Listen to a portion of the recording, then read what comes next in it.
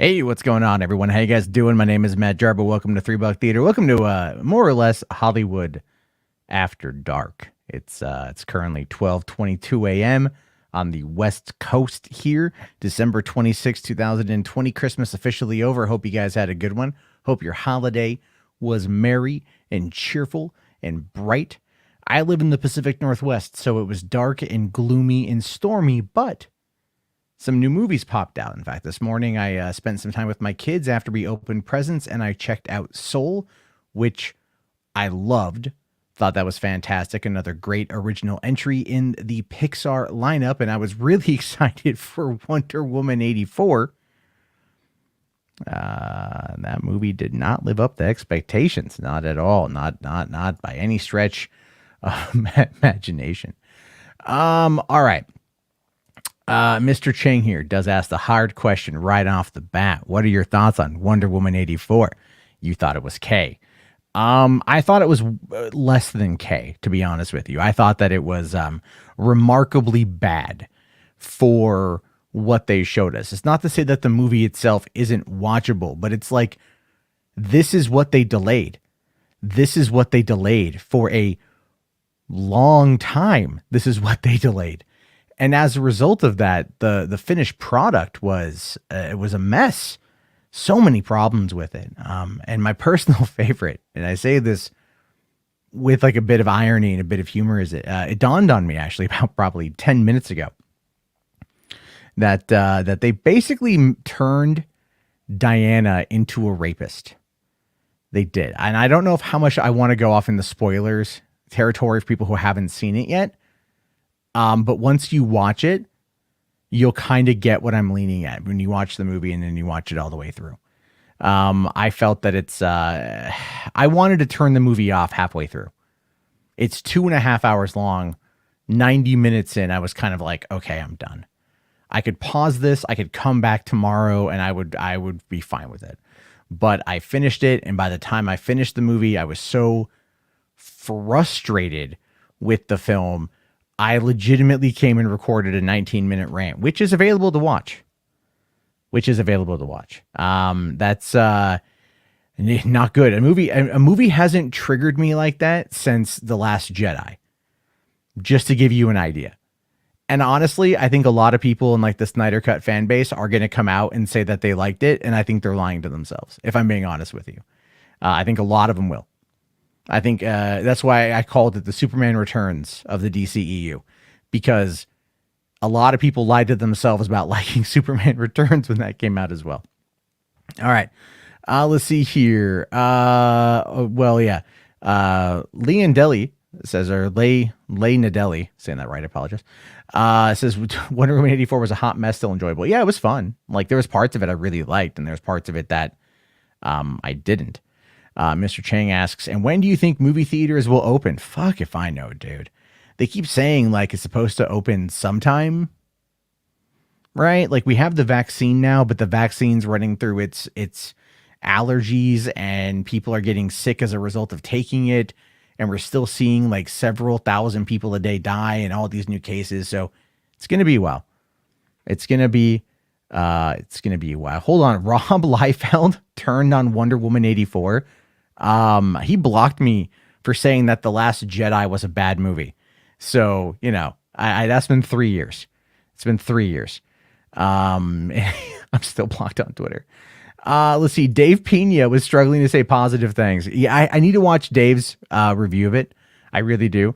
He's been quiet. I checked this. I will admit I did check his Twitter feed today to see before going live to see what he had to say about it, because I do like Dave. I like Dave quite a bit. So I wanted to I have noticed a lot of the people that I follow that are like big Snyder Cut people are not saying much about it, really. They're not, a lot of them aren't saying a great deal about it. You know, even Fiona, like the person who started the Snyder Cut website, liked a tweet of mine where I'm like, I just want to shred this fucking movie. I just want to like shred it.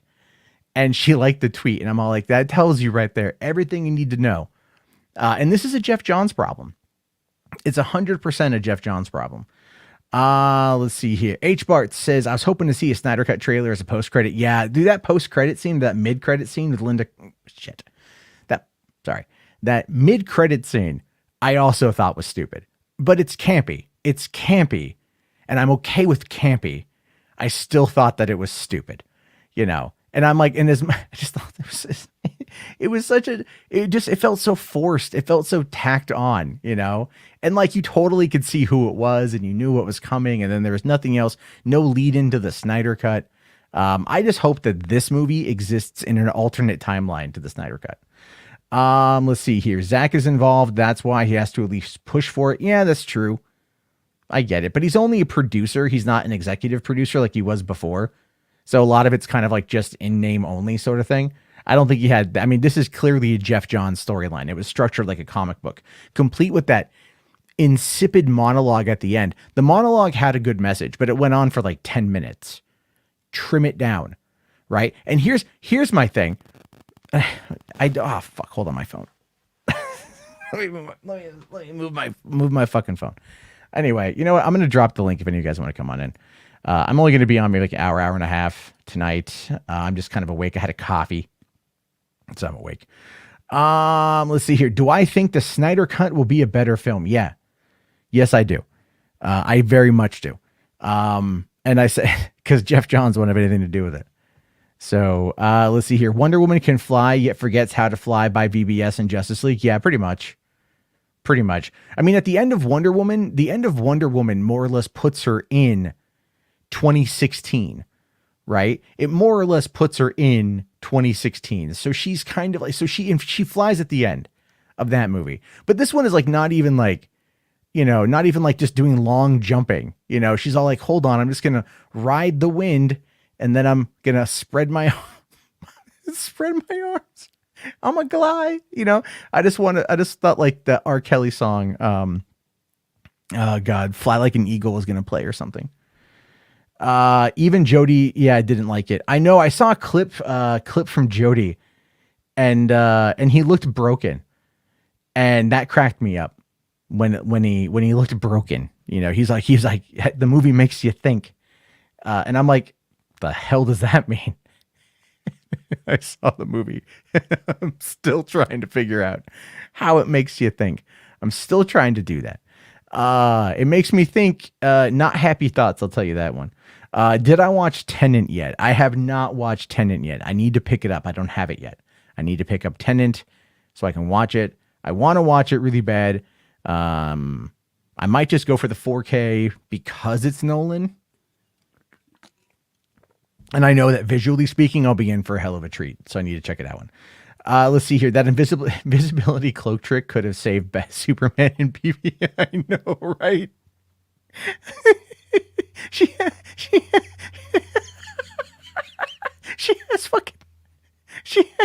has magic hands. Right? And she's just sitting there, and she's like, "Hold on, I tried this on a coffee cup, and I lost the coffee cup, but I'm gonna do it to an entire fighter jet that was just outside the Smithsonian, completely fueled up and ready to go." I mean, like,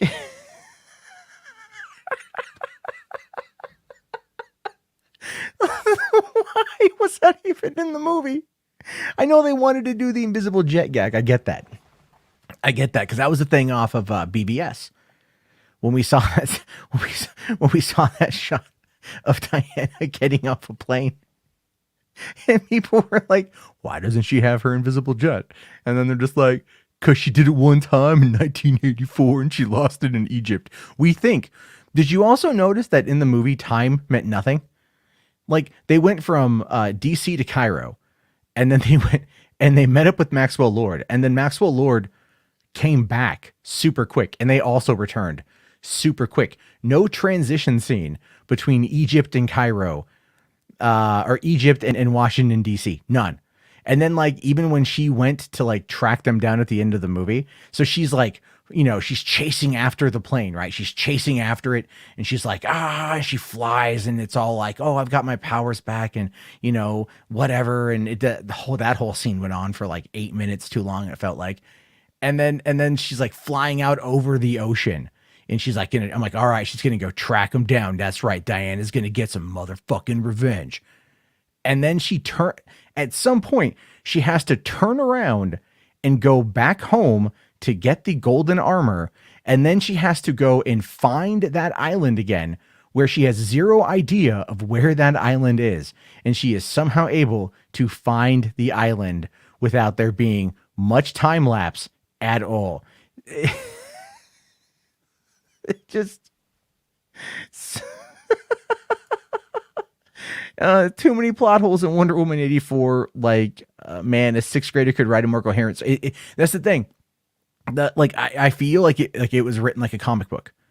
I feel like Jeff Johns structured this story like a comic book, and Patty Jenkins and him like wrote the treatment, and then the guy went and wrote the script, and they're like, "This is great, let's do it," you know. And as I said in my review, the thing that really pissed me off the most is like at the end of BVS, what happens to Lex Luthor? He goes to jail, right? He committed crimes. They caught him. He went to jail. Max Lord, zero consequences. Zero consequences. Nothing happened to him. He didn't die. He wasn't sick from everything that was going on. He just confessed his sins, and then that was it. It was crazy. Anthony, man, I'm good. I'm good, man. I had a good Christmas. I hung out with my family all day. I worked on some stuff, some videos. I got Mikey Sutton had hooked me up with some Batman, or not Batman, some Mandalorian scoops. So I put out some videos for his Scoop Jam today, and I like those quite a bit. I watched Soul, which I enjoyed, and then I watched Wonder Woman, which I did not so much enjoy, which is unfortunate because I would have liked to have enjoyed it. Oh my gosh. Anyway, yeah, actually someone here just hit me up on Twitter saying, I think we know why AT&T decided to go back to the Snyderverse, and then hashtag Wonder Woman. Yeah, pretty damn much. Yeah. Max Lord went to space to find his son Grogu. There we go.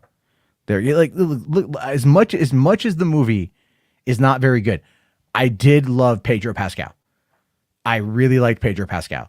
I thought he worked very hard on Maxwell Lord's character.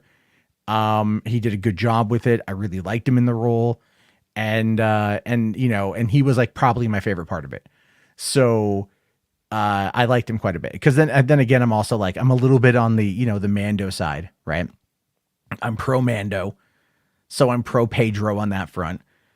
Oh my God. Are people having a high expectation for Wonder Woman 84? Yeah. Someone today was trying to argue with me. I'll bring up the Rotten Tomatoes page for it. Do I have it up here? I did have it up. Rotten Tomatoes. There we go. And someone was like, no, but the critics in the audience like it. So it's like, clearly that's indicative of it doing well. And I'm like, I don't know if I would go that far though. You know what I mean? Like, here's the page. Okay. So this is Wonder Woman 84 here.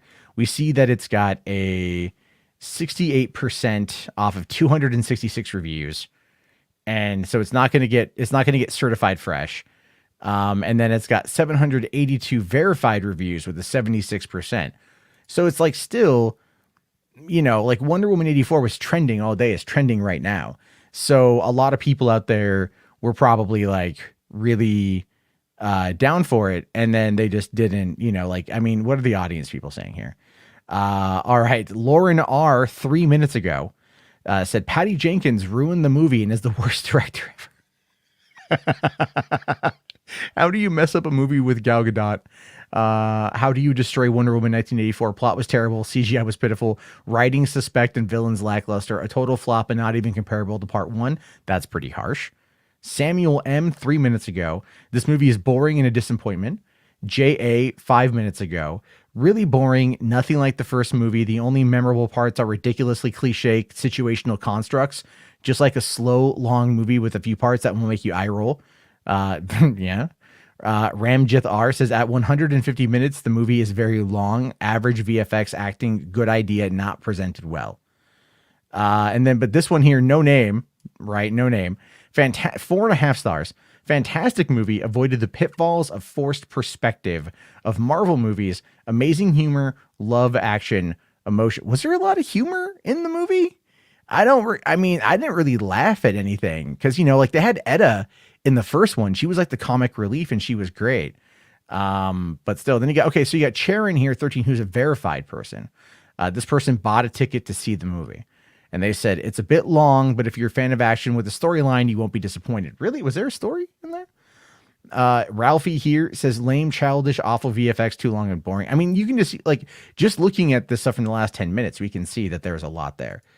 We can see that there was a lot that was going into it. And then taking a look here at just what the critics are saying. I do like this though here, where to watch it, Fandango or HBO Max, which is pretty dope. Critics here. Let's see. Dana Stevens from Slate says, Jenkins and Godot have gone and done it. They've gotten me invested in the emotional well-being of a franchise superhero. Okay, sure. Leonard Malton, been around for a while, says, rotten review. Overall, I felt disconnected from the movie, except for moments that focus on the human scale situations. It struggles to be relevant and serious, but in a superficial, cartoony way. It drones on for 2.5 hours, but it hasn't got a lot to say. Yeah. I mean, and then Magnola Dargis here from New York Times says, and this I think is pretty astute. In the end, this movie never makes the case for why Wonder Woman is back in the action beyond the obvious commercial imperatives. Yeah. I mean, is that wrong? No, it's not wrong. There's a lot there that's wrong with this movie, and people are going to be talking about it. Let's see here. Shidoko says, LMAO, if you paid your price, you would have been livid. Yeah, I said that in my thing too. In my review, I'm glad I didn't pay for it. I'm glad. Let's see here. It makes you wonder how Patty's original ending for the first Wonder Woman might have played out. It might have actually been worse. It might have been. But see, I think Jeff Johns had a lot to do with this because Jeff Johns wanted to go the opposite of the Snyder Cut or the Snyderverse, which is why I said on Twitter that this movie was trying to walk the line of being a Snyderverse movie with also being a Donner film, because the opening scene in the mall is not even, it's not from if you go back, if you look at where she throws the dude into the drum and he grabs onto the edge of the drum and he spins around, that's completely Donner. That was Donner-esque action with Superman from back in 1978. And I'm like, we're beyond that now. You can still make it a certain way where it's got impact. Because the first movie had impact, but it's also this was just cartoonish and dumb. And then the guy's like, I'm gonna throw this girl off the railing and everyone's looking at him no, man, you what? Okay. It just, there's so much that was just not good. Let's see here. All right. Okay. Do I want Mando to put his helmet back on in season 3? Do I want him to keep his Mando traditions and not have his helmet on anymore? I think he's going to wear the helmet most of the time, but I think he's going to be having that conflict from his upbringing as a child of the Watch. And then also what Mandalore is actually like, where they're not that extreme. So we'll see that. See, Wonder Woman was barely in Wonder Woman attire for the film and less action than the first. You're right. There was actually, you had the opening cafeteria scene. An hour later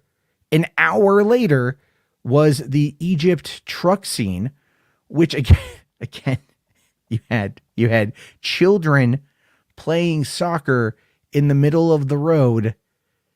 And she Spider-Man's her way in and saves them. But I will say I liked how they handled that with what was going on with her, but still it was just kind of kids are just not seeing this massive convoy coming at, they're in the fucking desert. All right. They're in the fucking desert. They're going to see a massive convoy heading towards them with that some shit's going down, that they're going to hear gunfire, I mean, they probably hear gunfire as it is. This is so bad on so many levels. All right. Okay. What are my thoughts on Warner Brothers releasing movies on streaming services? Why do I think Disney's not putting movies on streaming services? Well, Disney knows they can make money. That's just the truth of it. As I said in my review, Wonder Woman 84 would not, under any circumstances, make the amount of money that Wonder Woman did in 2017. If there was no COVID, if there was no pandemic and this movie came out last June like they wanted it to, it would not have made the money. It would not have made it. It would have, I'm going to say, topped out at 600 million worldwide. There's a reason why they put it on HBO Max. There's a reason why they paid Patty and Gal 10 million each, because they knew that it wouldn't make the money. AT&T is backing Snyder, you know, and Wonder Woman 84 was in production far before the AT&T takeover. So it goes to show you they're looking at like really probably where like the loyalty and the money is. So there's that. Let's see here. Okay. H-Bart says, even though the movie was okay, why do most people automatically hate DC and Marvel can do no wrong? I'm not a Marvel hater. I've loved both since I was 4.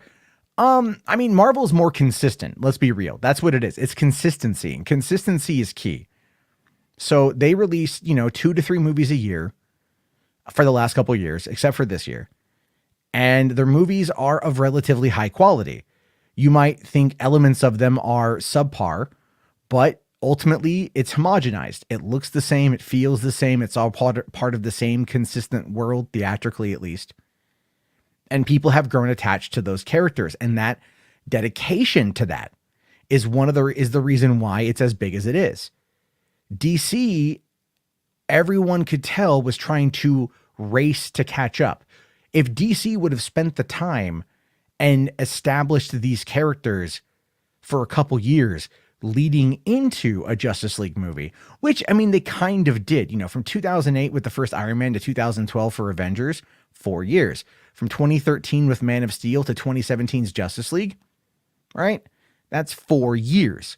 However, you could still see that there was desperation with DC, and then the whole Zack Snyder situation where they screwed him over, and they have it be more of a filmmaker-led operation rather than a producer-led operation, which is a major problem. I'm sorry, you cannot have a TV show, right? And if these are ongoing runs, if these are ongoing stories, you got to think of it like as a TV show without a consistent person running the show. And so if you just have all of these people that are all tangentially connected, DC, and they're all maybe playing in the same world, maybe they're too afraid to commit. That's the other thing too. DC is still too afraid. Well, they're now committing. But before, they weren't committing to anything. They were just like, I'm not gonna put a ring on it, right? I'm just not. I mean, maybe it will suck my dick, but I'm not gonna put a ring on it. If it's going real well, maybe anal, but I'm not gonna put a fucking ring on it. That was the bigger problem with that stuff. Is it just they just absolutely screwed it all up. Let's see here.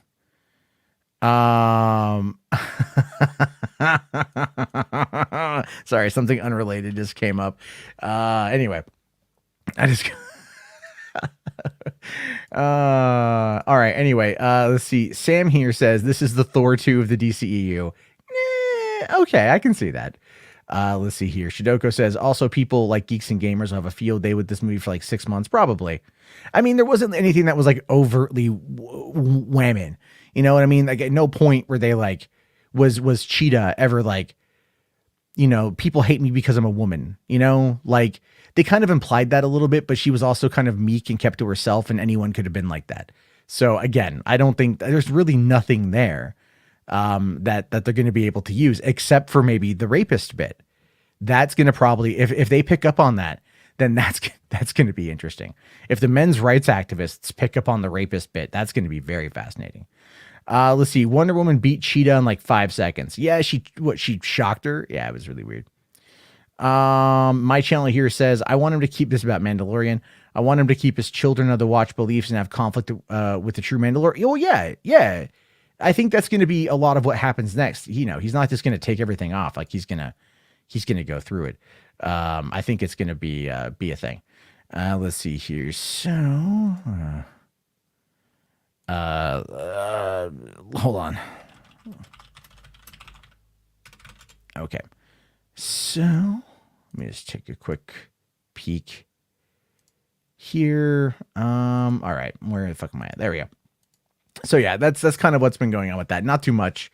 We'll have to wait and see what the aftermath is. I think a lot of people are going to be, they're going to defend it at first. I think they're going to try to find ways to really kind of talk about it. Hold on here. In the mall, we saw Wonder Woman. Okay. You know what? Why don't we watch this? Let me bring up my headphones here, and then we'll bring up. I got sent a Jody's Corner clip. I want to see what Jody has to say about this. We'll bring this one up. Why not? Right? Because there's.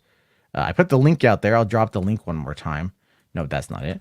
If anyone wants to come on in and chit chat about this or chit chat about something else for like about maybe the next hour or something like that, we'll do that one. Okay, so there's the link for that, and let me remove that one. I wish StreamYard made it a little bit easier to like navigate in between stuff. Okay, okay, let's make this full screen, and okay, let's see what he says. The mall, we saw Wonder Woman for the first time. She takes her lasso out, pop, pop, pop, hits the cameras out. She shows up colorful and everything. And okay. And it was also her tiara. Doesn't make sense. Run down the street, and I'm looking at her when she was in Cairo, and she was on this road of this very much Indiana Jones and the Raiders of the Lost Ark reenacted type of scene, which was amazing, by the way. She's running and pushing these trucks and these cars, and it just doesn't look authentic, and it's a little off-putting. I'm like, that don't look too real, and that was one of the issues that I had that I noticed.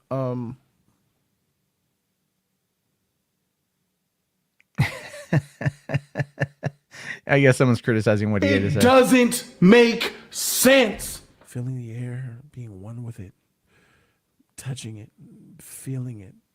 That part's easy.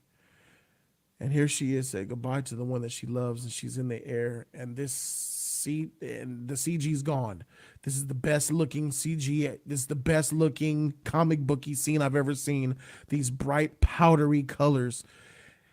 She's in the air, and she feels the air. She hears his voice. I just feel the air. She puts her arms out, and she's just hovering in the air.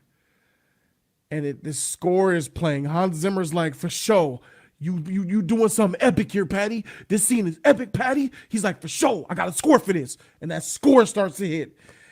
And once she's in the air and she does this, she does. My eyes are just watering in pure superhero epicness. What? She starts to balance herself out with his voice, and she starts to fly in that score. She starts to soar, and she does the Superman pose. I was watching Superman and Wonder Woman together in the same scene. Yeah, like, does she fly or does she just glide really, really far? That's a question. It doesn't make sense. This is within the context of its own film.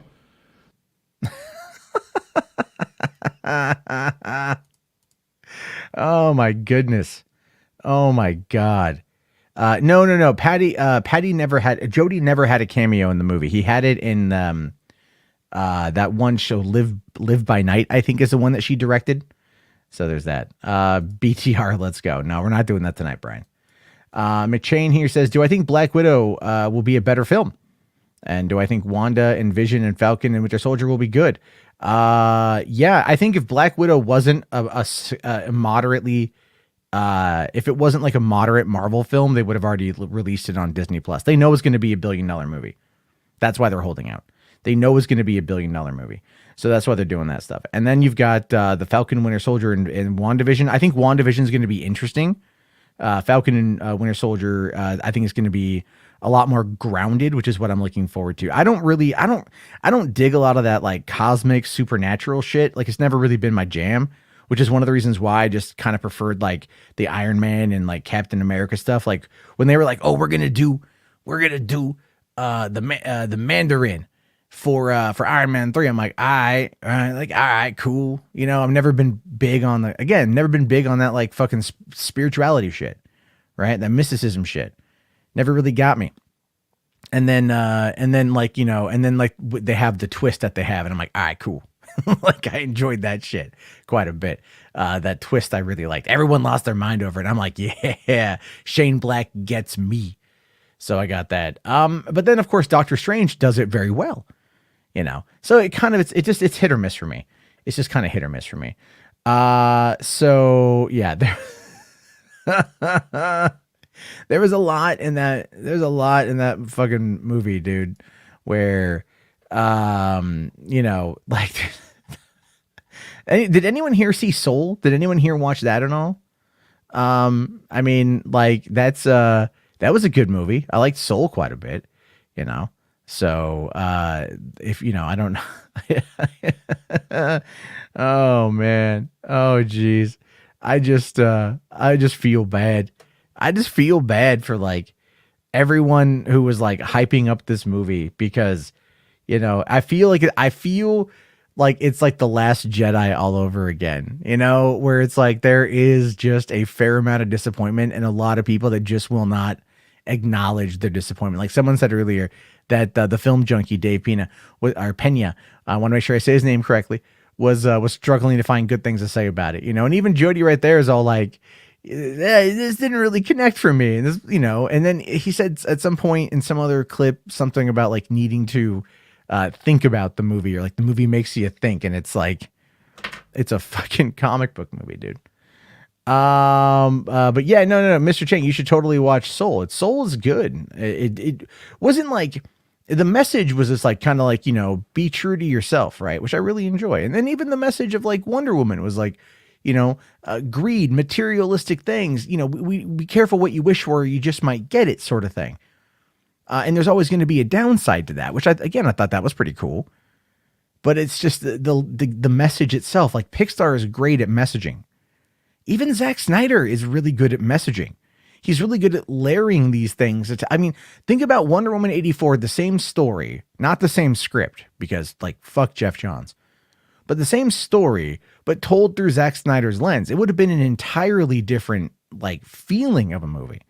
When you hear the Hans Zimmer score, which by the way, you only hear the Junkie XL bit twice in the film. Twice in the movie is when you hear dun, it's the only, you only hear that shit twice. But but if they would have done like the score, like I think Zach would have worked with Hans to like really have like this like deeply impactful score. And one of the comments I made in my review was like, this movie was set in the 80s, but it didn't feel set in the 80s. I mean, outside of the materialistic shit, parachute pants, Air Jordans, they had the TWA on the one airplane. They go to the mall and you see like, you see a bunch of like the old 80s brands, but it didn't feel like it was set in the 80s. It didn't feel like it was set. It could have been set in 2016 and they could have it would have been the exact same. There was no 80s music that really got you pumped up. Where was Blue Monday? Right? That was in the first trailer that set the tone for the 1980s. Everyone's all like, yeah, man. Fuck yeah, man. Oh, and like all that shit. It's just the whole nonsense of all that stuff is just ridiculous. All right. W Mir here says, and WW84's mid-tier DCEU for me, not better than the first one. The first act is a slog, although I did enjoy the young Diana scene at the beginning. Yeah, that was really good. I really liked that too. I enjoyed the cheetah fight. Better than Shazam and BOP. Now Shazam, yes, it had I liked the fight scene with the Shazam family and the Seven Deadly Sins. I like that. I think Shazam is a really good movie. I think Aquaman is actually a really solid film. I love both of those movies. I didn't care for Birds of Prey because again, it tried too hard, right? It tried too hard. And this movie also tried too hard.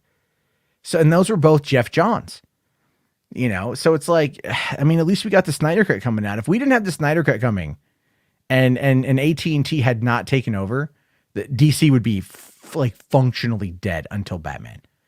It would just be functionally dead until Batman. So there's that. All right. Hondo, what's up, brother? At work, at least I'm not bored anymore. I appreciate that. W Mir here says, but not better than the rest, excluding Justice League. Yeah, I get you, man. Let's see here. All right. Just a random, very intelligent Drake says, go watch Stargirl. Jeff Johns is not the problem. But see, okay, maybe. But he also has episodic storytelling is different than theatrical narrative storytelling. So if he's running the storytelling on Stargirl, he can space it out. This one, it's 2.5 hours, but they fucking crammed a lot in that 2.5 hours. And a lot of it didn't need to be there. So you could easily run another direction with it. But anyway, let's see here. H-Bart's here, $5. Thank you so much. I really appreciate it. It says here, I feel like Falcon and Winter Soldier will be the weakest Marvel show. See, I disagree. I think it's going to be the most grounded Marvel show. And because they're treating it like it's going to be, because here's the thing, go back to Winter Soldier, right? Winter Soldier in 2014 played out like a 1970s political thriller, and it worked really well for the Captain America brand. Now, granted, Civil War kind of did a little bit, but it was also, again, setting up like Avengers Infinity War and setting up the end game for all that whole situation with the Sokovia Accords and everything else. And so while it didn't feel like there was a lot at stake in regards to all that, it was still a fine movie, in my opinion. I really love Civil War. But, you know, again, I think that going into the minutia of those characters in that world and showing us what life is going to be like post Captain America disappearing and Sam becoming the new Captain America and what's going to happen in regards to people who don't think that he's worthy to the task, which is where Wyatt Russell is going to be. I forget the name of the character he's playing. I can't wait, man. I really can't wait. I'm more excited for Falcon and Winter Soldier than I am WandaVision. Let's see here. Have I seen Soul? Yes, I saw Soul this morning, Drake. I really liked it. Bat Dan here says, saw Wonder Woman 84 in theaters. Liked it a lot. Thought it was pretty good. Have to rewatch in theaters. Well, yeah, I mean, that's good, man. I say support the film if you want to support it. I'm glad I didn't pay for it. I'm glad outside of my subscription, but I don't see myself watching it again before it leaves, you know. Now, if they all of a sudden come out and they go like, we're going to be doing a special like director's cut of Wonder Woman 84, I'm like, all right, I'll check it out. But I don't know if it's going to be any good or not. We'll have to, I'm hoping that this is the end of Jeff Johns in charge of the studio. Let him have a show. I hear Stargirl's great. I need to watch it. So there's that. Yeah, it's okay. Yeah, you're right. Yeah, rewatch it on HBO Max. Yeah, 100%. 100%. I think HBO Max I'm really interested to see, I'm really interested to see how it does. Like if they release the subscription numbers, because I was reading the other day that apparently Legendary wants like $250 million from AT&T or from Warner Media in order to sign off on Godzilla v Kong going to HBO Max, you know? So like, that's the number that they put out. I don't see that happening, to be honest with you. I don't see that happening at all. I don't see them paying for that. I know with Dune, like apparently Warner Brothers caved and they're going to put Dune in theaters for like the validity of the franchise. And I'm like, come on, man. Like, do you know any average normie that's going to be like, oh my God, I can't wait to see the fucking sandworms. Oh my God, House Atreides. Oh, House Harkonnen. Oh, the spice must flow. The spice must flow. Like I like Dune. I cannot wait to see it. I think the director is amazing and he's like the right guy to tackle it. But I've said this multiple times, and I will say it again. Warner Brothers, maybe AT&T will be a little bit better. I don't quite know, but Warner Brothers is terrible at marketing movies. They always tend to either undermarket or overmarket. It's a weird thing. But it all depends on the time of year when Dune comes out. If Dune is an end of 2021 release, like a Christmas, movie, a winter movie where it's a long thing, it could be pretty good. But Blade Runner 2049 is an excellent movie. Absolutely fucking, tanked, right? Absolutely tanked. As a result of that, you have to ask yourself if they would have like made it a show and put it on HBO Max or something, would it have done better? And that's why I'm really wondering what's going on with the Snyder Cut. Is it 4 parts or is it a 4-hour movie? Now that's up. Now that from what I've seen, that's up for discussion now. Let's see here. All right. Javier Guzman, thank you for watching. Says, hi, just watched your review and I agree. Trying to fit this into Snyderverse is weird. How come no one mentioned how people wishes came true that one time in the 80s? Yeah, I know, right? It's like they all forgot. They all forgot. Again, if this is a different timeline, then you know what? Treat it like a different timeline and put it out. Mr. Chang, how Jeff Johns and Kevin Feige running different as a producer? Because Feige's talented. Okay, it's like this, dude. Here's what you have to understand. Just because some person is talented in one thing doesn't mean they're talented in other things. All right? Like, I am a good talker, but I'm not good at building things. You know what I mean? Like, my talents are not universal. I have talents that are very specifically designed for one thing. Feige is a producer who understands how to formulate an ongoing cinematic universe by using established characters and then also establishing new characters to further propagate said universe. Jeff Johns is a good writer. He's a good storyteller in a written medium, or a long form medium, which is better suited for television than it is for fucking movies. So that's the difference there. That's the difference there between the two. Ozymandias, what's going on, man? Long time no talk. Asks, who do you think going to buy MGM? I don't know. I'm hearing Sony.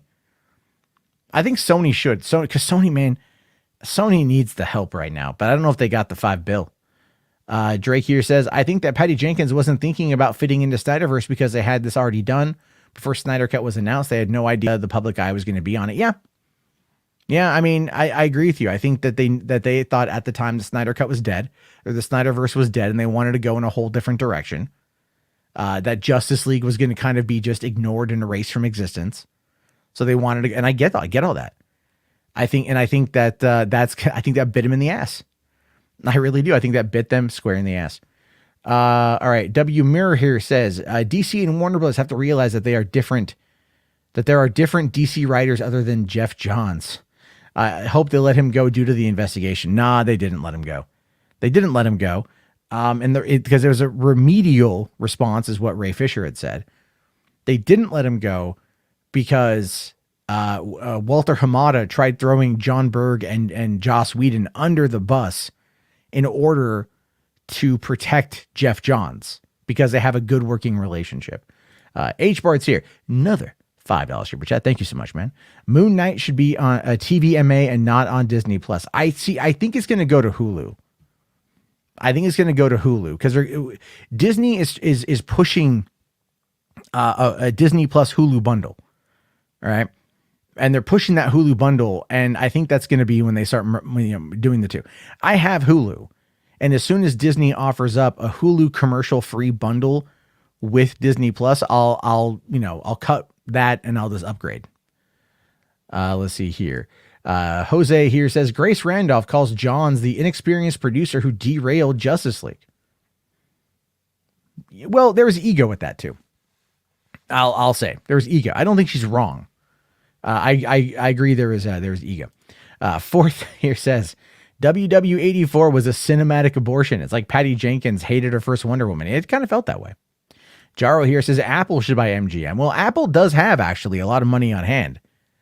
They have a lot of cash on hand, but MGM is talking about like $5 billion for everything. And that's going to include the licensing for the Bond films. And that's going to be huge. Whatever streaming service gets their hands on the James Bond movies is going to be pretty goddamn big.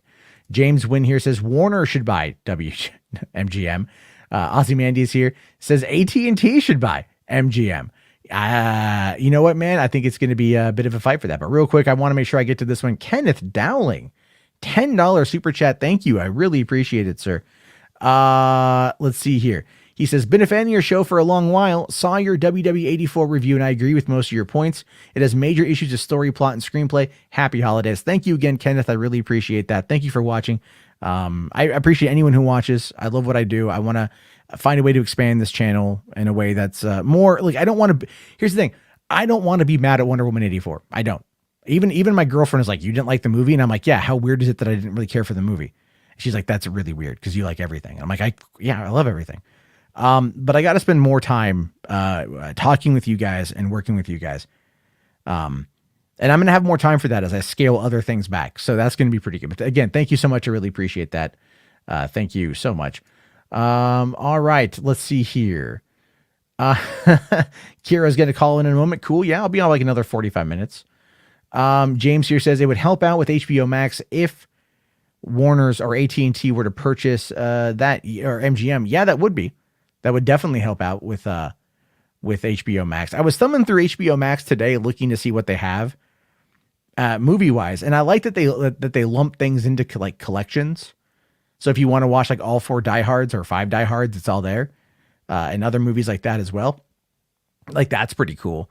But I feel like they're individual like selections. Like I don't know. I think they're still building it out, but there's a lot of good stuff to watch on HBO Max. Like I need to go watch Die Hard again.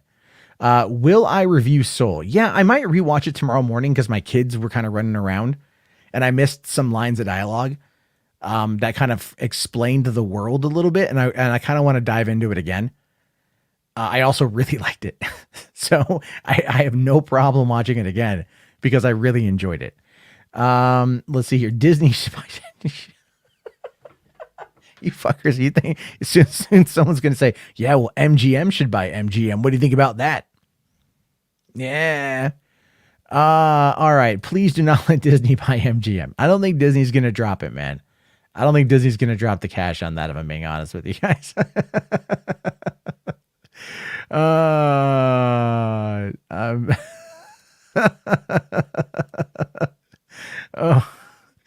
Let's see here. All right. Okay. Let's see here. Javier says, I thought Snyder Cut was confirmed to be 4-parter. Yeah, originally. And then like he was on all these streams the other day and I thought I heard him say something along the lines of like, it might be a movie. I don't know. I don't care. I'm going to watch it. All right. Hondo, $5 super chat. Thank you, man. Says here, in Cyberpunk, I've been running around hitting home runs, launching NPCs into space with a glitches bat. I'm enjoying it before it gets patched. Well, man, I mean, yes, that is awesome. I used to do that in Hitman 2 Silent Assassin. There used to be like a cheat code for like the nail gun, and you could like shoot someone in the head with the silver baller, and it would literally like the ragdoll physics would launch them across the room. Especially if you were in the St. Petersburg map of being outside, it would pin them to like the buildings. So you could just like pin people to walls. It was fun. I love those games. I was like debating, do I play Cyberpunk tonight or do I do a live stream? So that's how much I care about you guys, where I was like, I did a live stream instead of actually doing that. All right. Fourth here says Wonder Woman 84 makes HBO Max look bad. How Cloverfield Paradox made Netflix look like a bad movie. Dumping her. Cloverfield Paradox ain't that great. And I have it on Blu-ray because I got sent it from Paramount. But they, yeah. I see what you're saying there.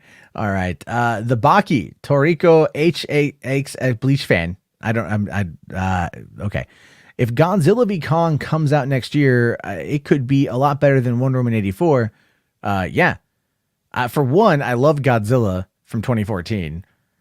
Yes, it's a slow burn, but like it's a good slow burn in my opinion.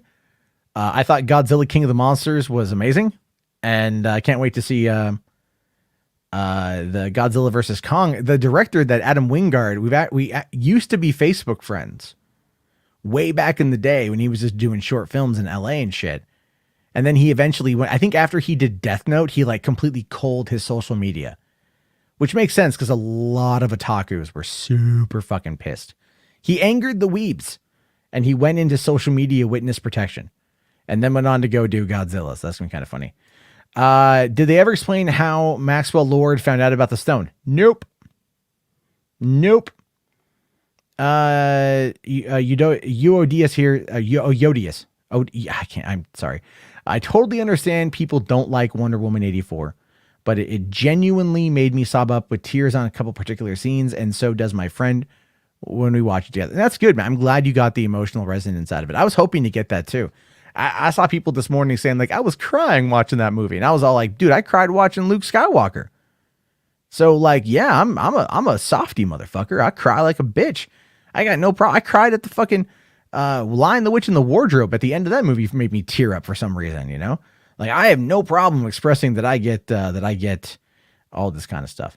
All right, so we got Kira in the background. What's going on, man? Hey, Matt. I hope you're having a good holiday.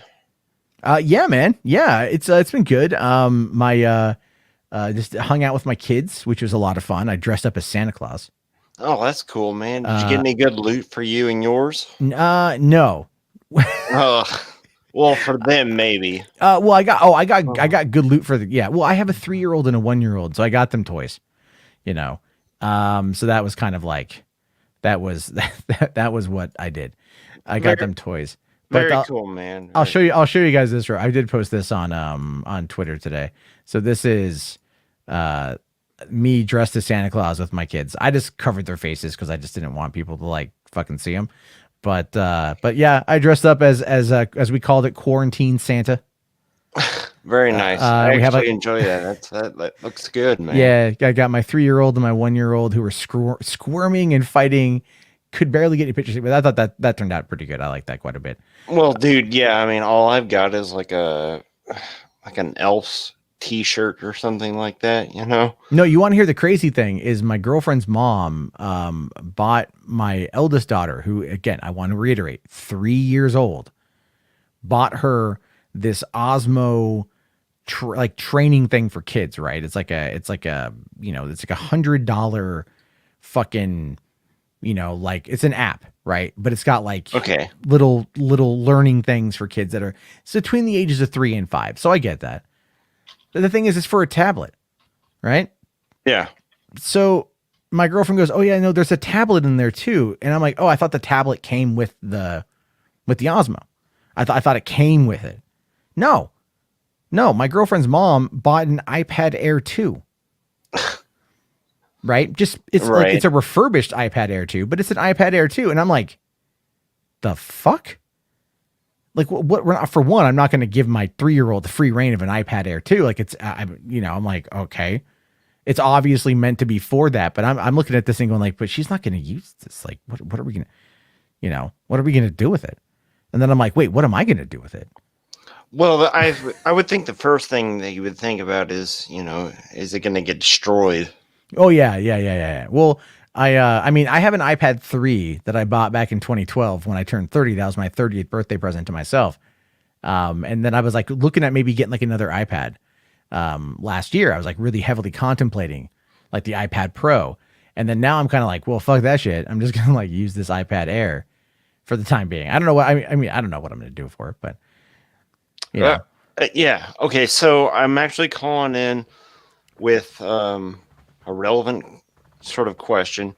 Sure. So, what I got for Christmas was I got novelizations of a few films, particularly Event Horizon, which is a sort of not a great film, but it's something that I like. So that was good, as well as A Clockwork Orange. I mean, obviously that's already a book, but I was wondering how you feel about novelizations about films. You know what, man? I genuinely tend to like them, even if they're different. Yeah, that's exactly the point. Yeah, so because generally the novelizations are based off of the original shooting draft. Yes, so that's what they do. So like I'll tell you guys, this is actually a true story, and I have the book somewhere still. Well, just one thing that they don't normally go off the screenplay anyway. Some of them they'll go off a treatment maybe, right? Yeah. Or they'll go off some of them go off a screenplay. But I think a lot of them kind of go off of whatever, and it's kind of like its own side thing, Like I remember when the King Kong 2005 novelization came out, like that was like vastly different in a couple of key areas. Mm-hmm. But so for me, back in 94, True Lies came out. And in 94, I was 12. And I'm a big Schwarzenegger fan, still now to this day. But I really wanted to see True Lies. And my mom was like, no, it's R-rated. You can't see it. And I'm like, that's bullshit. And she's like, well, no, because you're too young. And so we were getting ready to go camping for the week. We always, at the end of the summer, we'd always go out to the dunes and go dune buggying for a week. So we're out doing shopping for it. and we're looking through the book aisle, and they had the novelization for True Lies. So I said, I'll make you a deal. I'll buy with my allowance. I'll buy that book, the True Lies book. You and I, over the course of the week, we will read the book. And if you like it, you will take me to go see it in theaters. And she said, that is fine. That's a deal. I was like, all right, cool beans. Bought the book. We both read it. We both loved it. She did not take me to go see the fucking movie. Oh, So that's pissed terrible, off. man. So pissed off. And here's the thing. Here's the thing. You cannot find True Lies right now on Blu-ray. According to James Cameron, the Blu-ray version is apparently done, and he just has to go in and like review it like he did for Terminator 2. Like spend time making sure that the upres is pretty decent. Right. However, and because I was looking this up the other day, because I don't know if you saw that video I did on The Mandalorian, like the story of The Mandalorian. Yes, I saw it. Yeah. So, because I'm trying to get more into these like long form podcasts. Like, True Lies is one of my favorite films. So I started looking at the history of True Lies, and I found out that even though like the Blu-ray has never been officially released, you can actually well, not in the States, but apparently it was released in Spain. Yeah, see, that's actually a thing with a lot of these films is that they're mostly released like overseas. I found a lot of them for these Blu-rays are like from Germany, and it's a really big pain in the ass to try and import them because it costs way too much money. It's not worth it. You know what I mean? Like, I don't normally condone piracy, but I think in certain cases, I think it works because you're able to get your hands on some stuff you're not able to get otherwise. Well, I like it on a big screen, not on my computer screen. Well, yeah. I mean, like, but nowadays you can get like a Plex server, and that's true. That's true. You can get a Plex server, and then you can just stream right to your TV. So I have my Plex server set up for like digital files that I get, but I'm also like, I don't do a lot of downloading, but I like to know what comes out. And I like to see what comes out. It's just like a weird collection thing. Like, even if I do, like, I did download a lot back in the day, but I wouldn't watch like any of it. I should say I wouldn't watch the vast majority of it. I just liked to have it, Well, yeah, and for me, man, I really like all the bonus features. Yeah. Or the audio commentary, that kind of stuff. It makes it more fun to watch. And what's funny is there's a guy that I met once at I was at Penny Arcade Expo. And I'm in line to go and check in. And the guy in front of me and his wife, we start chit-chatting a little bit. And I find out that this guy runs a Facebook group where he gets audio commentaries and he rips them from DVDs. And then he puts them up on podcast. It's a private podcast, but he's been doing this for years. And so he gave me access. And so occasionally I just end up downloading I was like, when I was out doing the enumeration stuff for the government, for the census, I downloaded the 10 Cloverfield Lane audio commentary and just sat there for an hour. Oh, that sounds interesting. Yeah, just sat there for an hour and a half listening to J.J. Abrams and Dan Trachtenberg. And I forget whoever else was there, just talk about the making of the movie. And like how they did Bradley Cooper doing the voiceover for like the boyfriend. They all it did is like JJ was just texting Bradley Cooper and says like, "Hey, do you want to do this?" And he's like, "All right." So he just sent them the lines like through text message, and Bradley Cooper recorded it with his phone, just like an MP3 on his phone or a WAV file, and then just sent the messages back to JJ Abrams. Like that's how they did it. That's how they got Bradley Cooper to be in. He's like literally sat there and he just recorded his lines and sent them in, and that's it. That's actually pretty cool, man. Yeah. What's the guy's Patreon? You said it's a Patreon or something? No, it's a page. I think it's private, so I don't know if I should give it out. Well, no, don't worry about it. You don't need to. Yeah, I met the guy a couple years ago. Is it? Let me see here. It's a private group, so I can't give it out. Yeah, don't worry about it, man. It's not a big deal. He's but like the guy posts a lot of stuff. Like he just dropped he just put out the audio commentary track for the last Die Hard movie. Live Free or Die. Was the last one called A Good Day to Die Hard? So he, yeah. so he's that's like, right. he's like, yeah, I got the commentary with the director and the first AD, and I'm like, I don't know if I'd want to sit there and listen to the audio commentary from the director of A Good Day to Die Hard about how bad this movie was. But then again, I might want to sit down and give it a listen. Would be better than listening to Ralph and Rand, but I've actually completely moved on from talking about all that stuff just because I'm just letting it all play out. right, and I don't want to, mess up, the topic of discussion. Oh yeah, no, it's all good. It's with this channel. No, I yeah. I haven't seen you in a while though, so I thought maybe I kind of moved on. Like I'm putting Boulder Talk down for a little bit. Mostly until like this Ralph shit is fucking done. And I loved it. Like I love talking to you and like Hondo, because Hondo's pimp, and I love that guy. And love you, Hondo. Yeah, like a lot of people that call on in, and even the crazier ones that call on in, we get in some weird conversations, and I really like it. It's just too much. It's too much, man. And the holidays. Yeah, the holidays, and like it takes away from. I'll do it for like 3 hours, and it takes away from wanting to like write a script or work on a video, like, and the thing is, like, then like all it does is like people just want drama, so then all the drama people come on in and end up like it just ends up like, fuck it, like I don't want to deal with this shit on the back end. It stops being fun. Yeah, it stopped being fun for me, and just kind of ended up turning into like, okay, like I'll tell you this, this is being honest, like I went into Boulder Talk kind of looking for a fight, and it's like and it's mostly because like I have a lot of animosity towards a lot of these individuals. And if people want to come at me, I have no problem like defending myself, like, and I'll fucking fight back. But then I started realizing, like, am I doing this because it's like, I want to just get into drama? Like that ain't, like, I'm almost 40, man, like I'm almost fucking 40. Like right. the last, I mean, as much as I love Tommy C, like, that's not how I want my life to end up, like, I don't want to sit there and be like an internet drama shock jock for the rest of my life.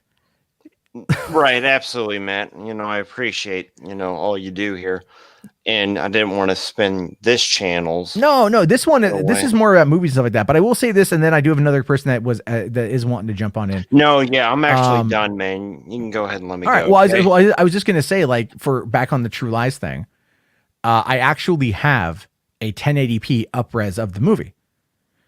Stars actually did a 1080p upres, and they aired it. I think they've actually done a number of those. Yeah. Well, there's a movie, there's a 1994 movie called Angus, which I love. And Angus is a movie about a fat kid who gets tricked by Dawson from Dawson's Creek into more or less they rig it so he becomes the winter formal king, right?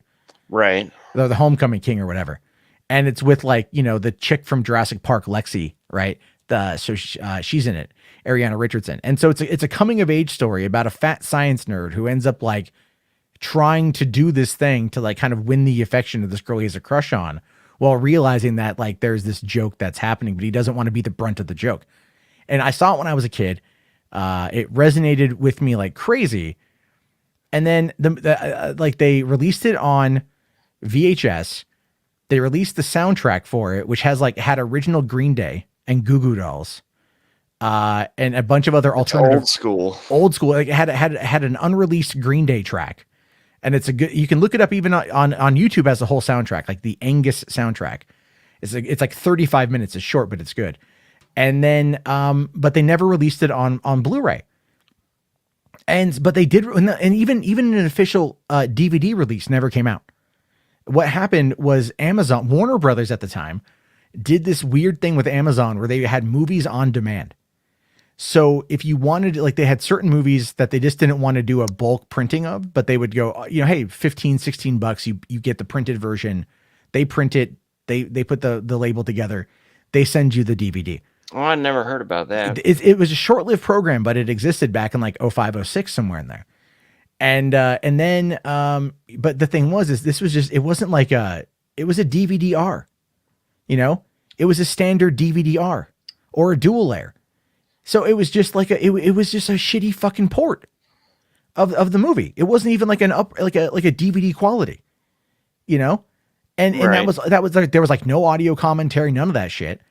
And so like I actually did this video about it a long time ago. It's like 19 facts you don't know about Angus. And the reason why I did that was one night on this one board that I'm on that a lot of pirates hang out on, they randomly dropped a Stars 1080p upres copy of Angus.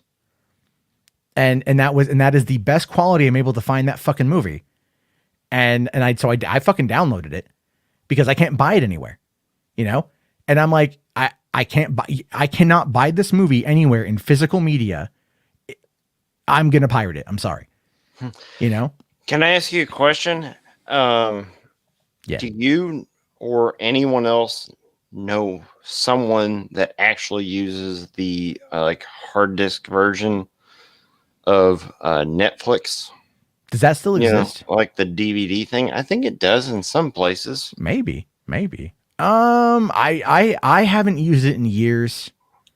I had it at one time, and the thing that I have the most that people say is like the most desirable thing is like the PS3 startup disc.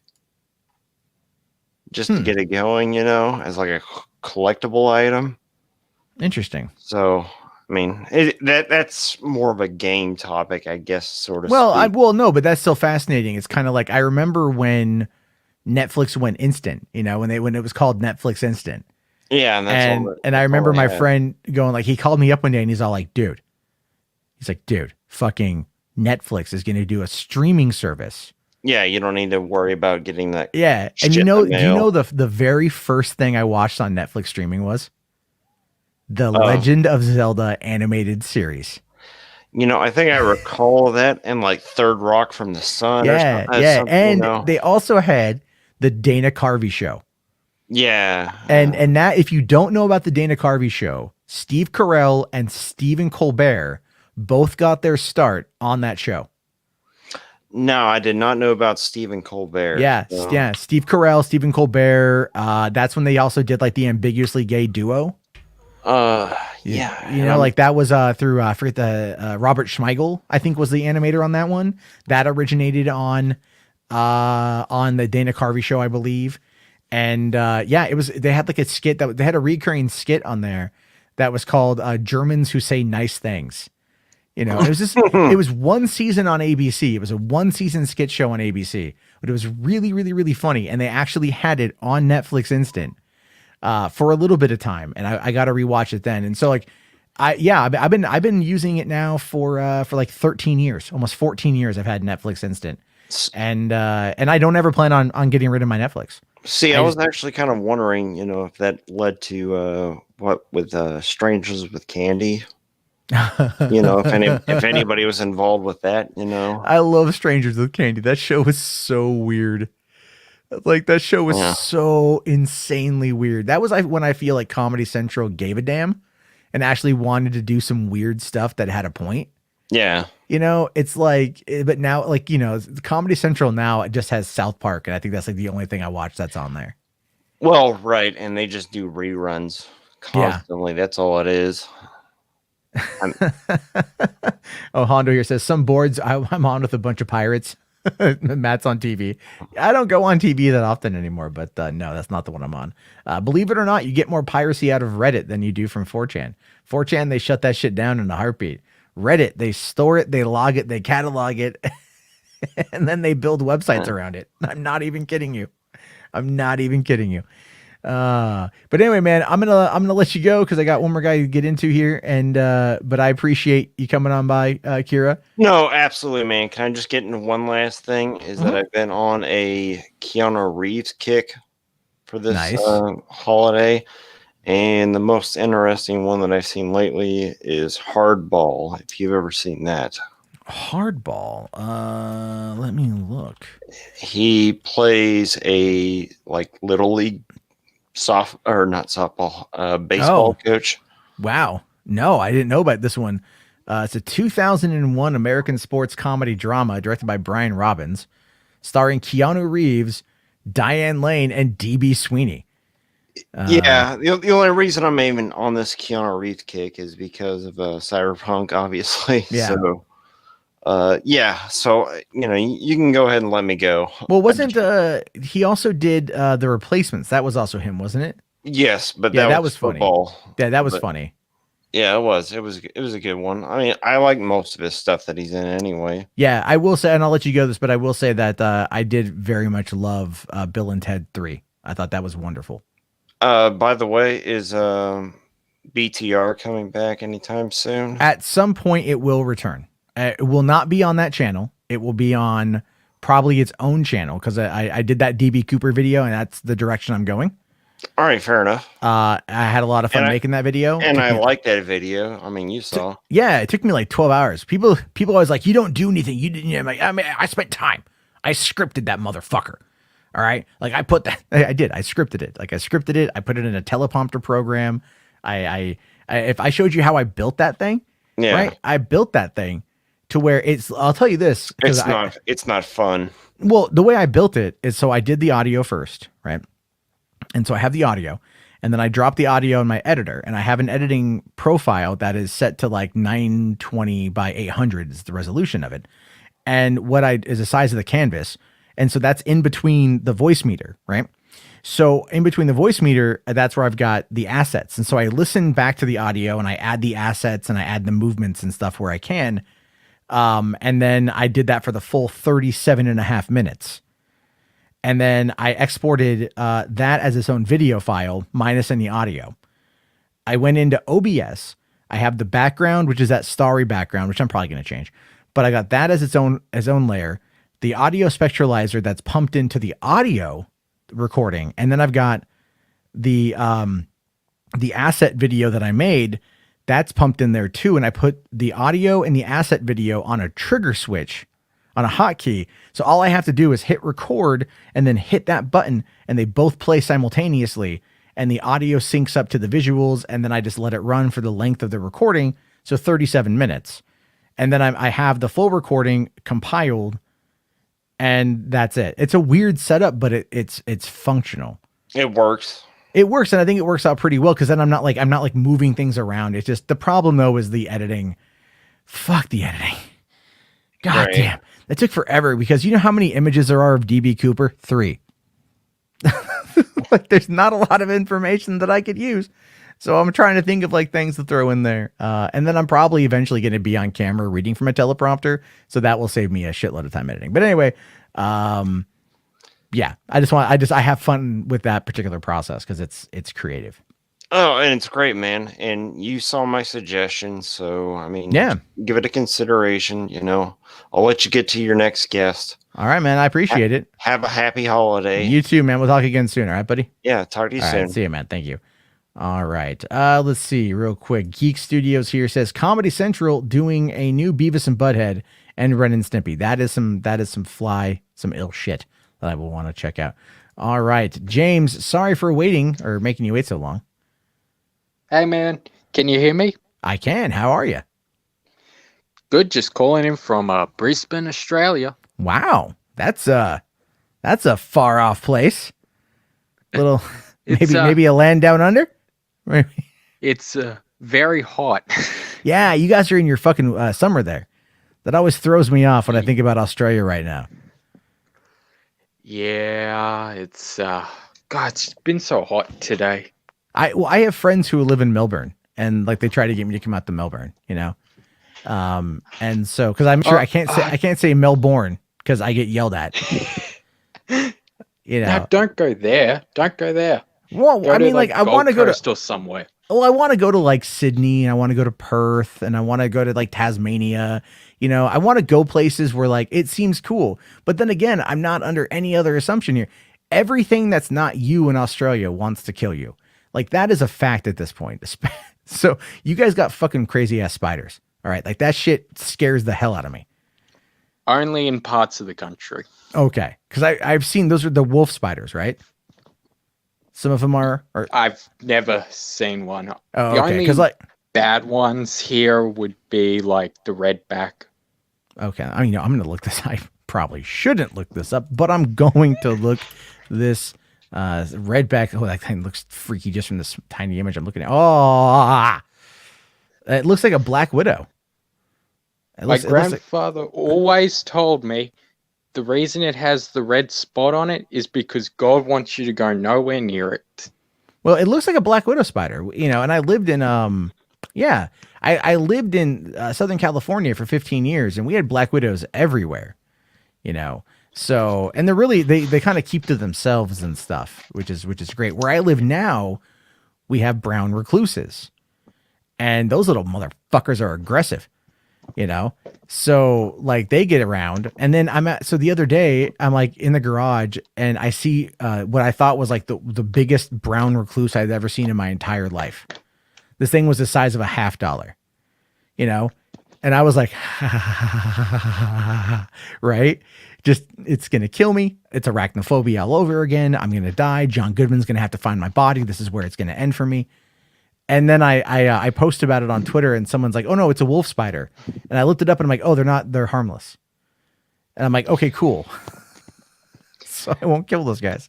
But anyway, enough about spiders. What's on your mind? Yeah. I just wanted to ask if you'll be doing a video on MGM. I need to do a video on MGM. I know I kind of like, I'm kind of like, I don't want to say moving away from like a lot of the movie news, but the bigger problem though right now is like, they don't go anywhere. The videos literally don't go anywhere. Right. And that's unfortunate. So I'm like, I've been following the story because I'm curious what's going to happen with it. MGM has got a good. You'd be the only one really talking about, because I know like John Campion and that haven't made videos about it. Well, this week he's also been out of town, I think. So a lot of people might be. Let me take a look at John Campia here. John Campia. Although I heard he's not moving to Seattle anymore. So that's. I just watched the videos. I don't know the details. That's good. That's the less you know about Campia's life, the better. No, I don't know. I've met him. He's a nice guy. I've met him. Let's see here. Okay. Yeah, he hasn't talked about it. He's talked about coming to America and okay.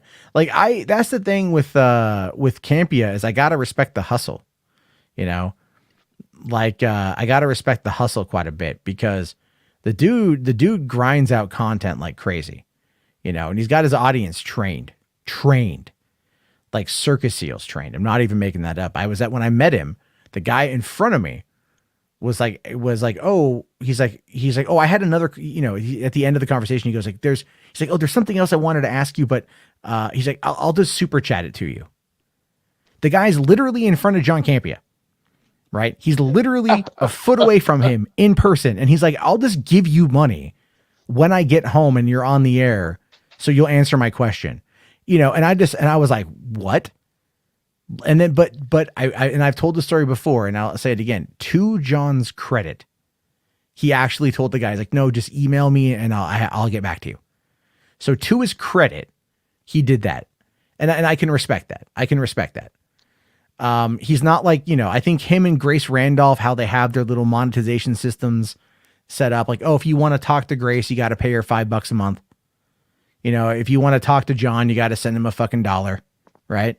Sure, they make more money than I do, but I like having open call-ins. I like having open lines. Hey, I'm grateful. Well, I just think we're all in this for movies, man. Like that's the way I see it and shit. It's just, I don't know. I get frustrated is what I get to. But so what? Let me ask you this. So, what are your thoughts on the MGM thing? Since that's what was on my mind. Well, I did hear that the reason they are for sale is because they approached Apple about buying them, but Apple turned it down. I mean, I've heard people say so now they've gone to a wider market. Well, I mean, there was talks a while back about Apple buying Disney. There was actual talks a while back about Apple going and picking up Disney, and a lot of people were just like, what? Because the thing is, they had the money. I think they're sitting on like 136 billion in cash. Yeah, I mean, Apple can do whatever they want. Oh yeah, at some point, Tim Cook is probably going to find a way to assimilate everybody. Probably. It's literally just like they're just going to come on in, you know, like my household has been like a non-Apple household until today. Well, no, I have an iPhone 6, but it's currently on the floor right now. Fuck you, iPhone. You're not recording me. No, I'm not lying. Actually, I have an iPhone 6 and it fell on the ground and I haven't picked it up yet. It's like right there. I'm a lazy ass. I'm like, I stepped over it like 18 times today. I'm like, I'll get to it. It's fine. It's not going anywhere. No, I think Apple, you know, it all depends on how Apple TV is doing. I have not had an interest in Apple TV. I had an interest in Quibi because I felt Quibi was making content that was more aimed at me and the interests I have, right? Like more of adult humor, the horror stuff, a lot of true crime stuff. And I really enjoyed the concept of of how it worked, the technology of going vertical and going horizontal, right? So, I mean, Apple, yeah, sorry. With Apple TV, it's gotten so bad they've had to start actually licensing content, which was something they were saying they weren't going to do. Oh, really? Because I know, didn't they buy? No, they I bought Amazon... Peanuts, and they bought the rights to Jim Henson stuff like Fraggle Rock. Okay, here's the thing though. Like, as much as I like Fraggle Rock as a kid, that's not going to put me over there. You know, like it's not going to put me over there. It's like Disney, at least Disney Plus. My kids can watch Pixar movies all the time, which they do, and I can watch Mandalorian, or I can watch Star Wars, or I can watch, you know, other films on there. There's stuff I want to watch on there. Disney Plus has Marvel. What does Apple have? There was that one show like with Jason Momoa where everyone was blind and they just smelled each other.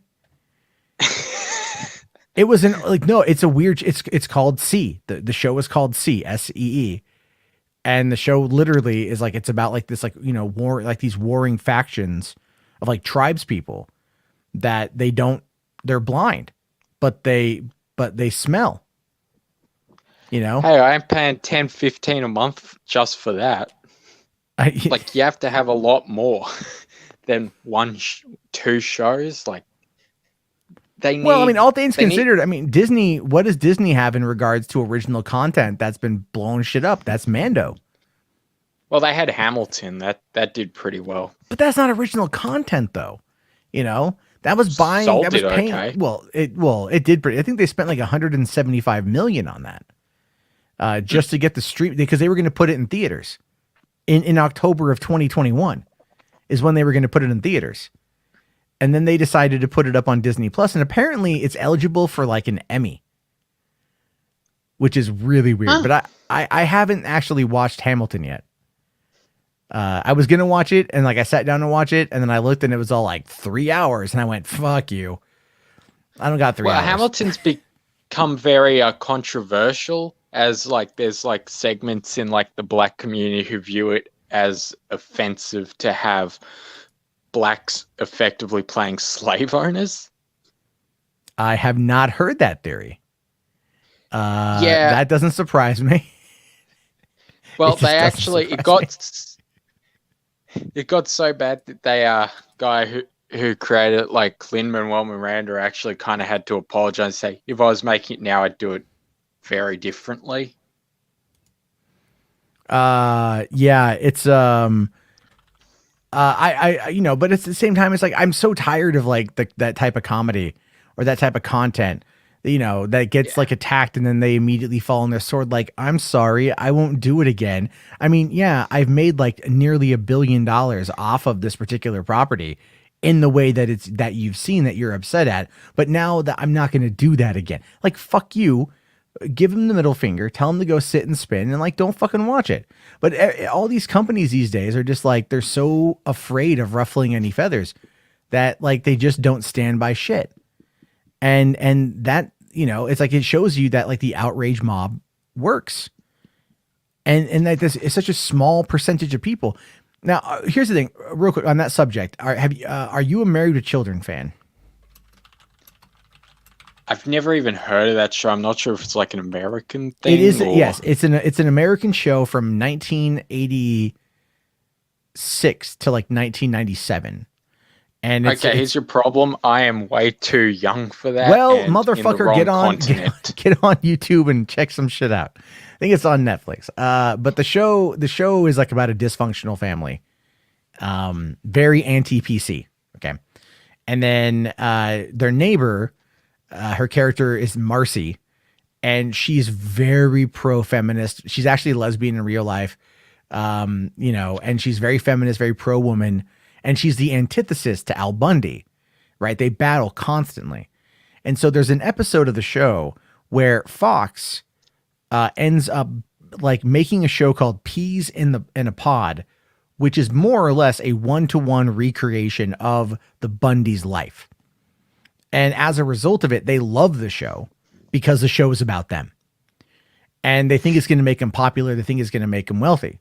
Well, one day they go to watch the show and the show has been canceled.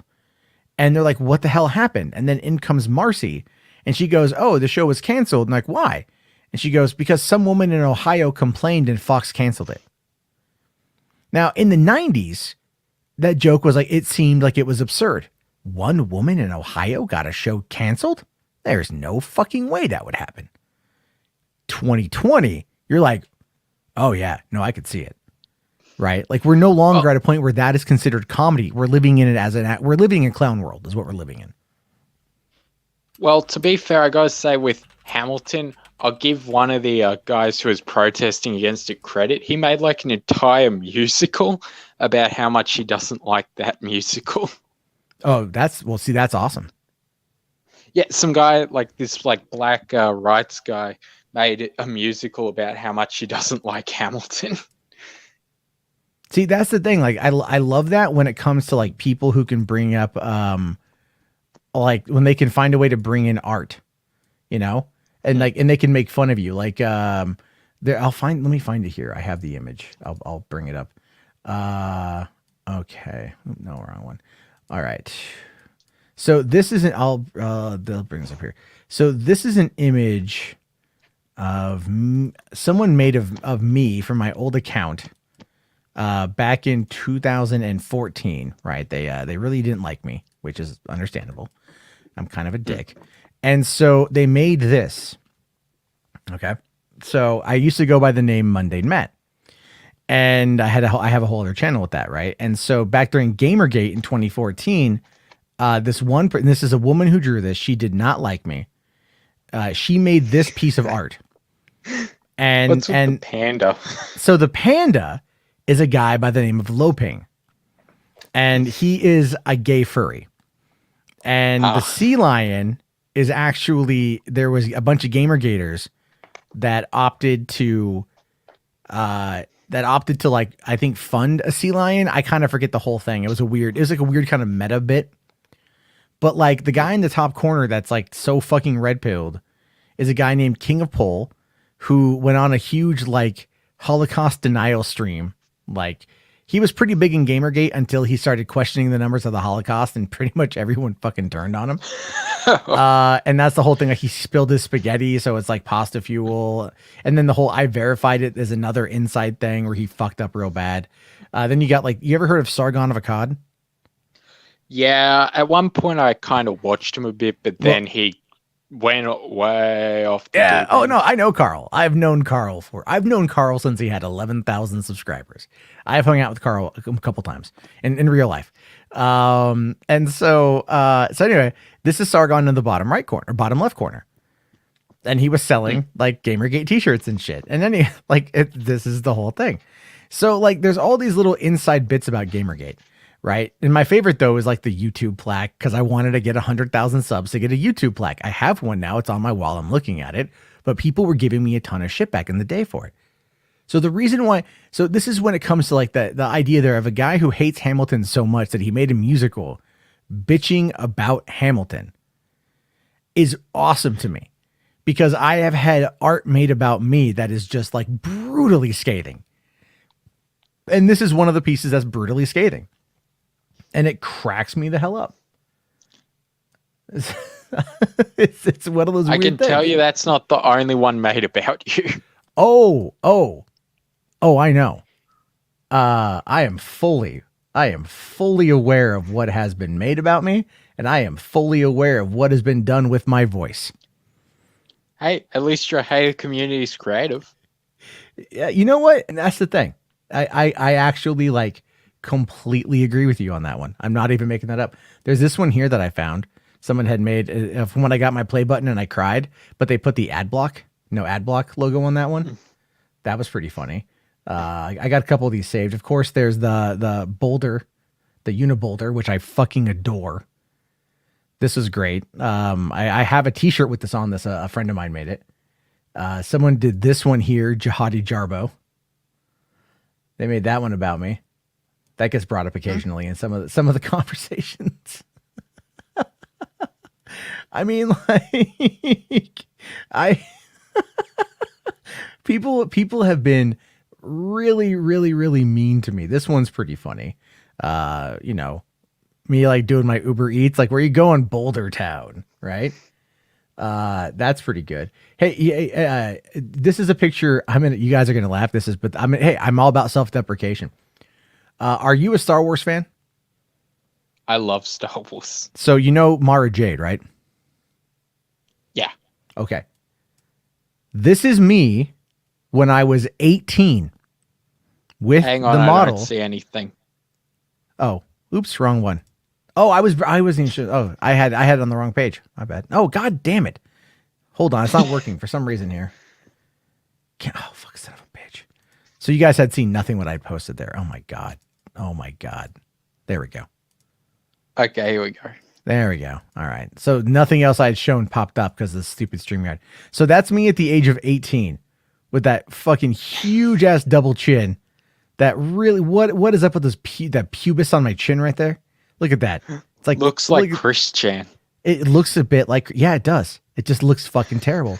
I mean, like, that is me at the age of 18. That is like, you know, look at that. Look at that chubby cheeky motherfucker right there. Look at him. That was me 20 years ago. You know, I can really see the hair loss. That's fucking sad. But this is Mara Jade. This is the model who played Mara Jade in all the pictures from back in the day. Okay. So I'm just saying, it's like, you know, the model that you'll see people like bringing up, right? Every once in a while. I met her 20 years ago. So, you know, that's my Star Wars thing right there. But like, yeah.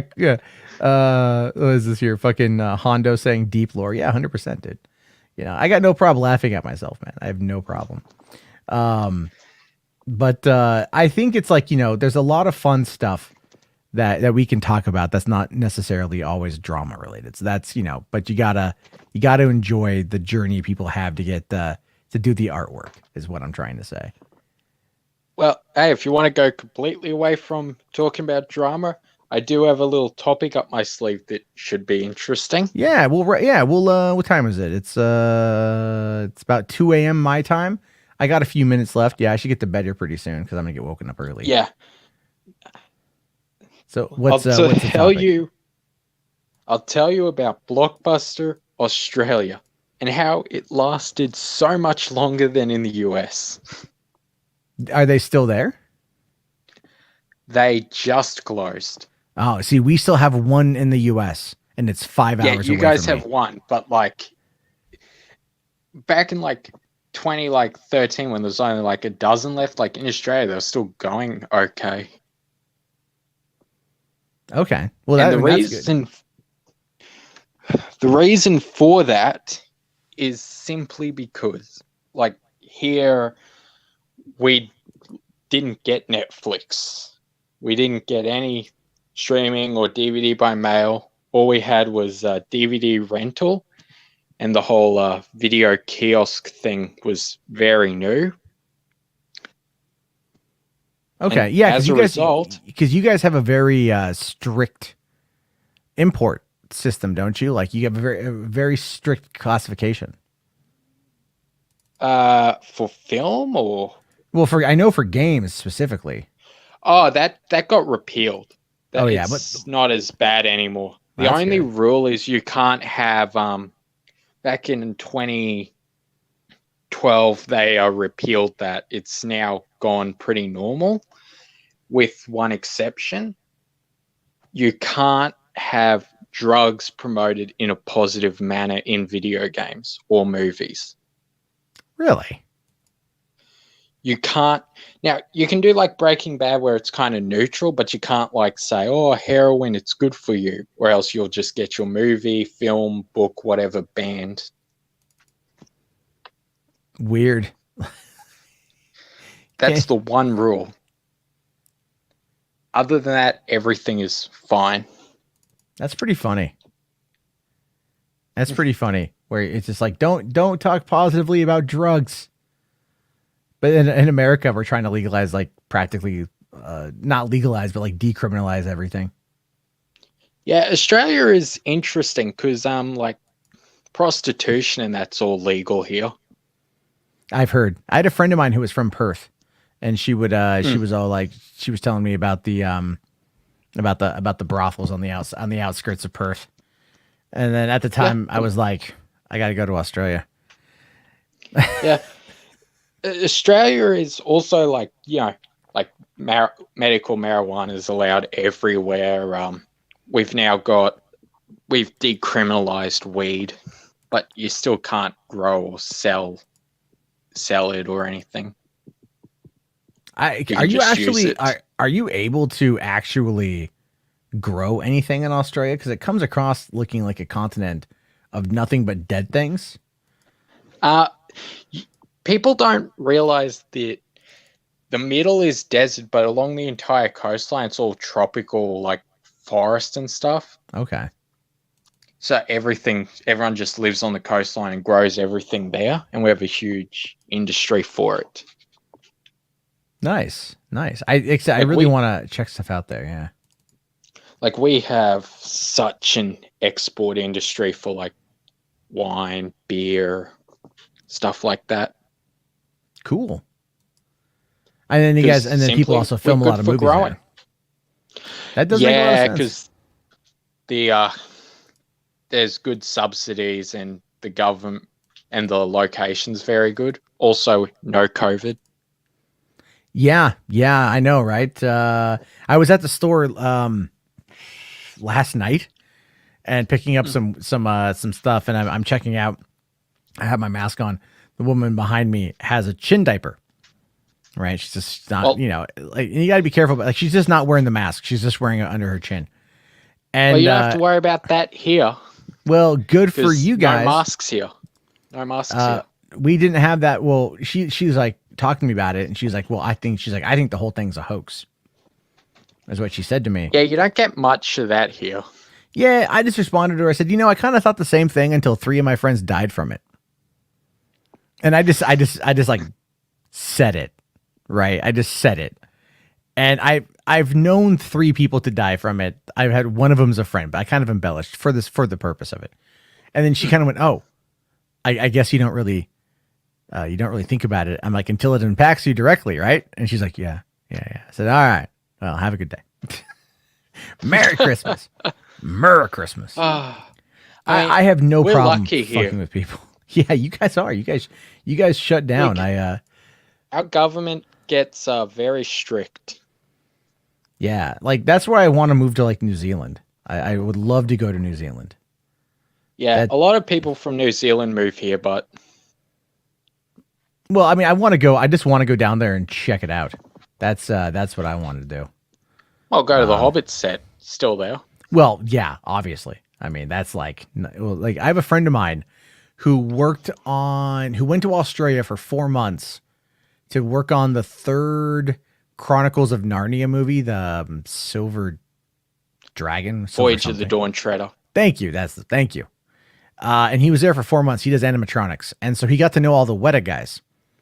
And so his brother, who is a coworker of mine, flew to Australia, hung out there for a week with him. They went and did all the sightseeing stuff. Then they flew over to New Zealand for a week.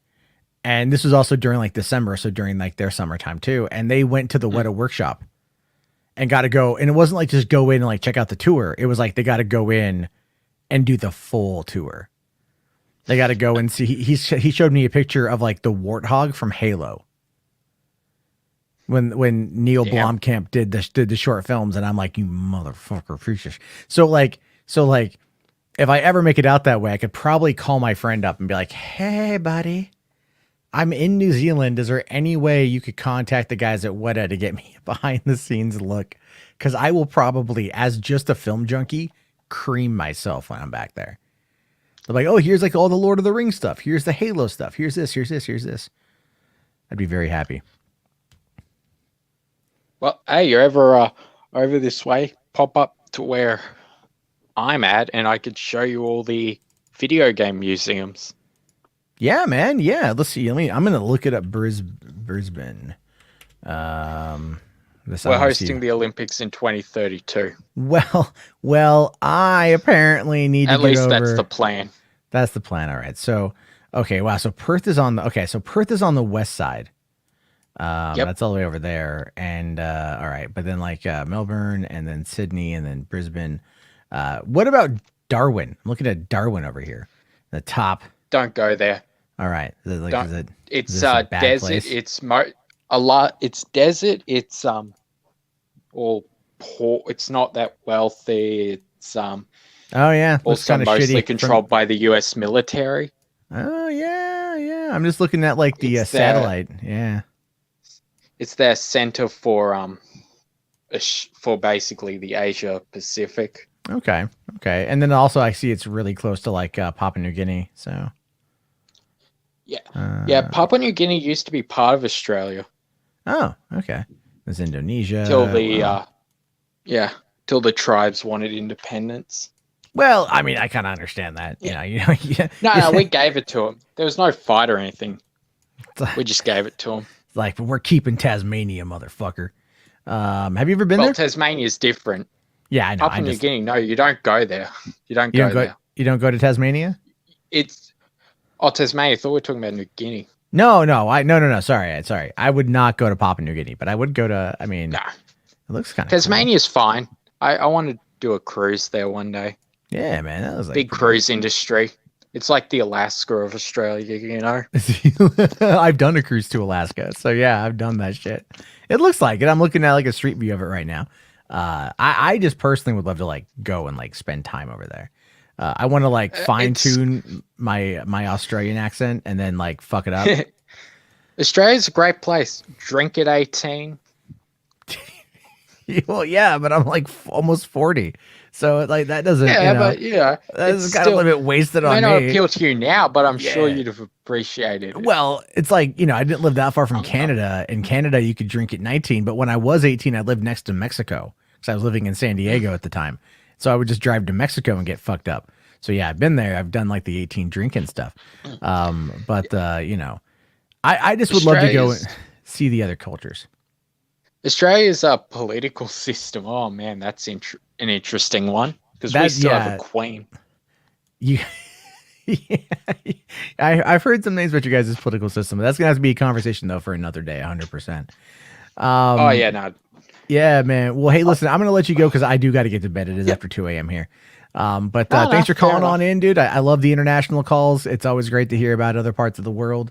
That's not Hey, just man, America. I'll call in another time and tell Yeah. you more tales of the place. Nice. Yeah. I got to get into doing more of these late night hangouts over here. They're more comfy, I think. They're more fun and laid back. There's no drama. So it's all good shit there.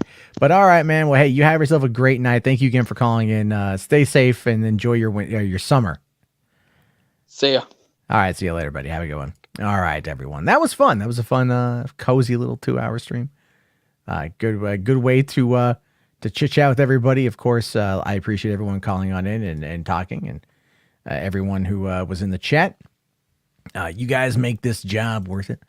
Wow, my Wonder Woman video already has like a lot of comments on it. That's gonna be.